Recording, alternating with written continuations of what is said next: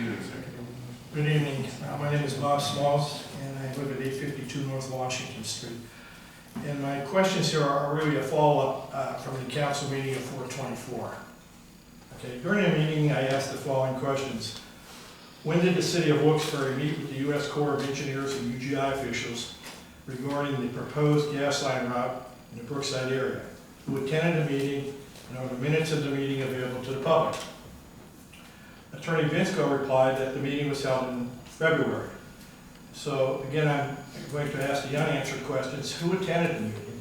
I'm particularly interested in who from the Corps of Engineers approved the current route, and if there's a signed document of the approval. If so, may I have a copy of that approval? Are the minutes of the meeting available to the public? If so, who do I have to contact to receive a copy? During the course of the meeting, it was decided to table a resolution regarding the easement of the installation of a 12-inch gas line in the Brookside area. The reason given according to the Times Leader article 425-14 titled Wilkes Barre Gas Main Protect Project on Hold was so that the Assistant City Attorney, William Vinsco, could change language regarding how close the line would be to Small's house. I just want to make sure that this is tightened for our protection, and Mr. Small, as Vinsco said. Does this mean that the language in the public utility right-of-way grant was going to be changed? Was the language changed? And if so, may I have a copy of the changed document? I'd also like to know how this change will protect me. I believe I heard Attorney Vinsco use the word setback. If that is correct, does this mean that the city of Wilkes Barre will now have a required setback distance for large pressurized gas lines? Because at the original public meeting, UGI stated there were no such setback rules for the city of Wilkes Barre. During the council discussion, Councilman George requested that the UGI reps provide a PUC approval in written form. They declined, saying that that wasn't how these approvals are handled. Attorney Vinsco stated that he would obtain the written approval.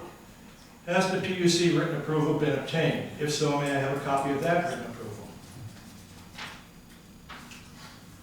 A walkthrough of the proposed gas line by City Council was proposed by Council President Wilkes Barre and agreed to by UGI representatives. Was there a walkthrough? Who attended? What were the results? I've heard nothing about this. I did do my own walkthrough, and it might be interesting to know, using the same starting and ending point, the proposed line was about roughly 370 steps.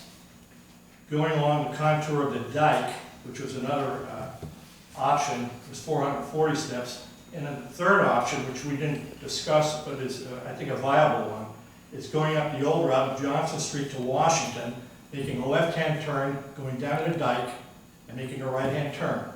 And that would entail 366 steps. Cost versus safety. Councilwoman Lavelle asked PUC reps if the cost would be greater to follow the contour of the dike as opposed to using Oakley Lane. UGI reps stated cost would be the same. Has UGI presented to council any cost studies to verify that statement? And I would be thankful for any kind of responses I could get to those questions. I don't know of anybody here that was at the meeting in February. I appreciate that you come up with a couple different resolutions there. I like your options that you came up with. Option number 3 that you just mentioned, would you give that to me again? Sure.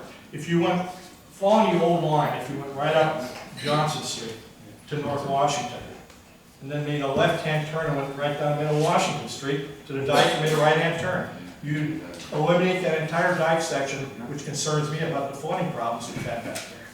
And it would be even shorter than the way they're proposing.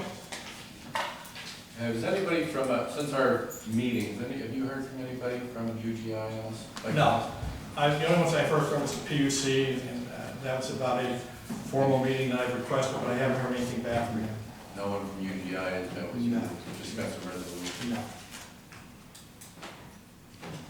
We haven't heard anything from the PUC as far as the written. I kind of figured that, but I just thought I'd come down and make sure and try to keep up on what's going on there, because I haven't heard a thing.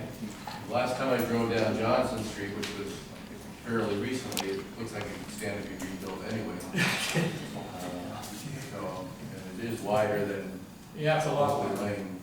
It would give them about the, you know, it would give me a little bit more protection, about the same as they would have. Kind of equalize things. And I think, again, it's shorter, and I don't know why it was ever considered.